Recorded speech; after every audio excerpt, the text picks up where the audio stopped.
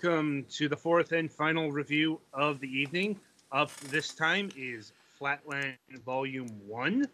Also, for some reason on the Steam page, it's been renamed Flatland A New Hope. But the game still carries Vol.1 in the actual game and on like all the other promotional materials, so we're sticking with Also, Volume. come on, guys. A New Hope is Volume 4. Get with the program. Yeah, that is fair. That is fair. Anyway, so Flatland is a game type we have covered on the show before, but it's been a while, and that is the abstract minimalist platformer of the hardcore variety. Some of these do venture into the masochistic, and this one purports to be one of those. That it's really, really hard, from like difficulties ranging from not so easy to soul crushing. Let me dispel that right the fuck now. This game is nowhere near that hard. It can get difficult at times, no doubt. And there's going to be sections or levels that you will die repeatedly to, but anything on the level of, say, 1001 Spikes, Dust Force, Super Meat Boy, no. Not even close. And if that's in your consideration pile, I'll say right now, look elsewhere. Anyway, so I think the big differentiator between this and other such games that we've reviewed is the actual adjustments to the art style. It is definitely in that mold of indie shape platformers where everything is, pure triangles, squares, diamonds, what have you. But this one has a different, injects all of the synthwave into it. Not just in terms of the music, but, just look at it.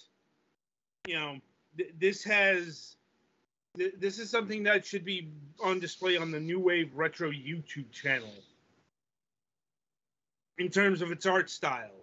And that's really the thing that makes it stand out.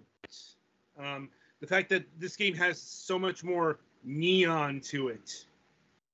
And getting into like the actual gameplay,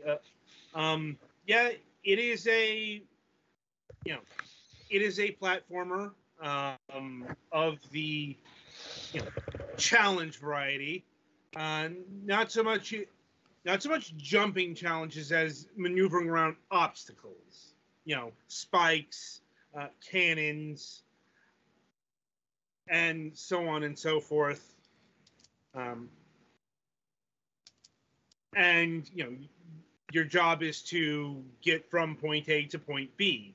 Sometimes there may be a sub-point C where you can go in and, as I was talking about in one of the other reviews tonight, a lot of these kind of games have your token optional trinket.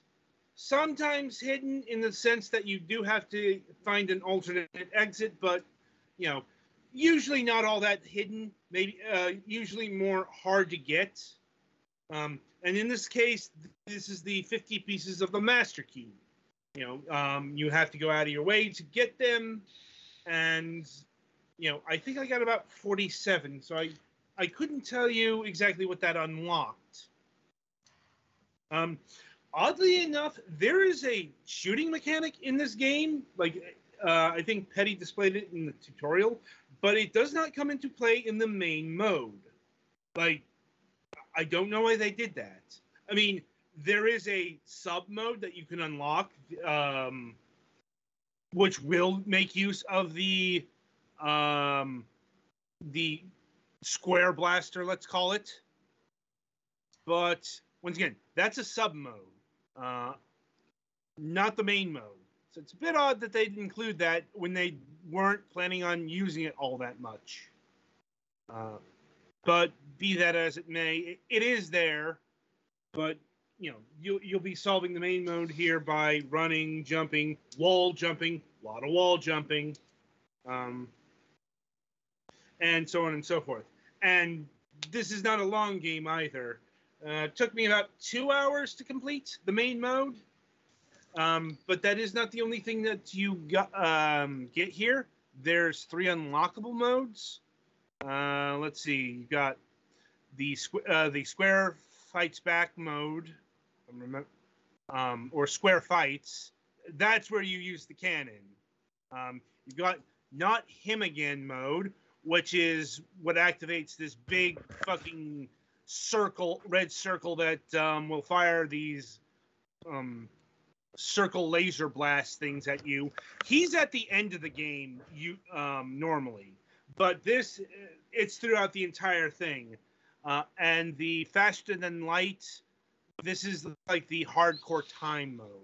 So there's additional content here, and you unlock these by getting parts of the Master Cube. And I did unlock all of those, but in terms of like replaying this game, I was good after one go. And that's really where I come to everything on this game. It's all fine. It all works. And it's got more of a personality than some of the other games that we've covered here. But it's really nothing more than average.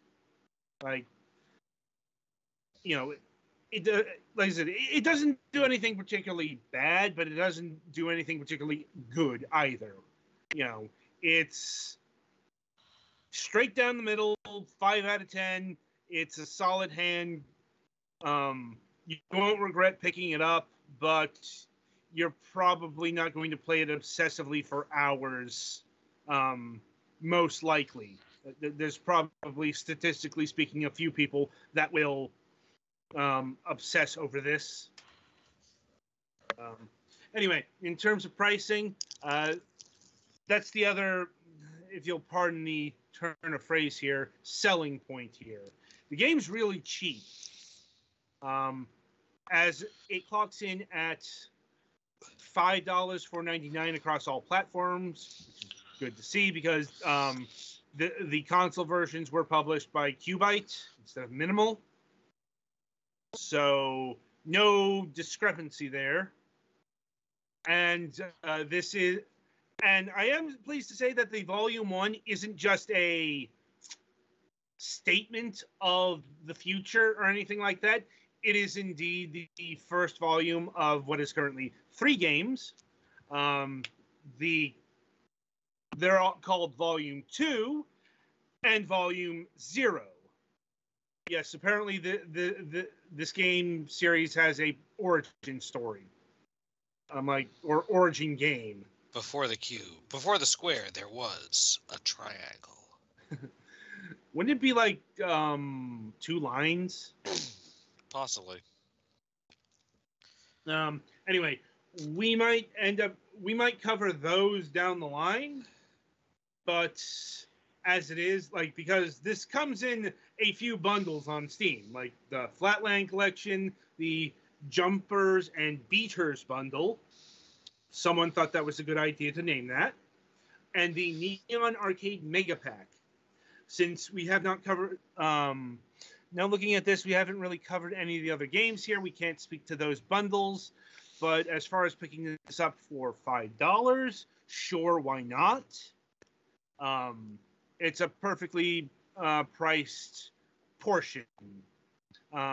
Also worth noting is this game, will go on sale for like $1 or $2.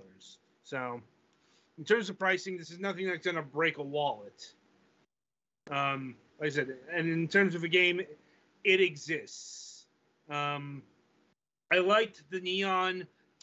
That's pretty much all that stood out to me. And Petty's been playing the game in the background.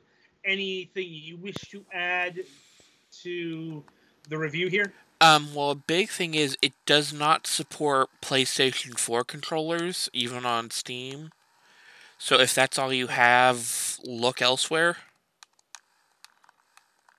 That is interesting. I can tell you it supports Xbox controllers. Yeah, my Xbox controller's working just fine. I tried to start using my DualShock and it was like, no. Yeah. I guess also worth noting with the Xbox controller, you cannot turn vibrations off. God, yeah. Yeah, this game vibrates a lot. Just a little bit, gonna Jesus. No, I don't think Jesus was involved in something that sinful. Yeah. Right. Anyway, anything else? Anything from you? Huh? Anything from Golix?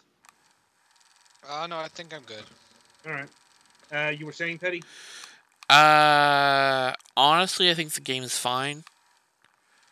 Yeah. Like I said, it's okay. It's so average. It's okay. Like, from what I've heard, like Flatland Volume 2 is a general improvement on the game. We'll see whenever we cover this. Cover that particular title. Anyway, so yeah, that'll about do it for Flatland Volume 1. And indeed, that'll about do it for this review session. So, the week ahead, I guess in terms of updates on Moonhawk Studios Presents, since if you recall, that broadcast was hit by a whole bunch of fraughtness on Mac's end. As from what I saw, Mac has gotten that particular fire put out. It's under control. Well, he's also currently working more rideshare hours to make sure it's under control. Right. Like, so, as far as I know, it's we're not in danger of Mac losing power. Yeah. So he worked out a payment plan and stuff, yeah. I guess, but yeah, that's the important part for us. Mm-hmm. Anything beyond that is kind of his deal. Like, just putting that out there right now. Like, so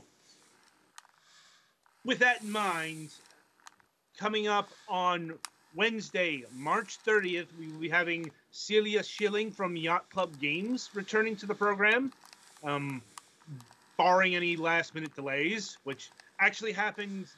We were going to have her back on in January. She actually requested a delay because she was very busy working with something. And, well, we know what that is. Or what that, it was the Mina the Hollower Kickstarter. Mm-hmm. Which is fine and well enough because, obviously, we'll be talking about this among other Yacht Club titles because,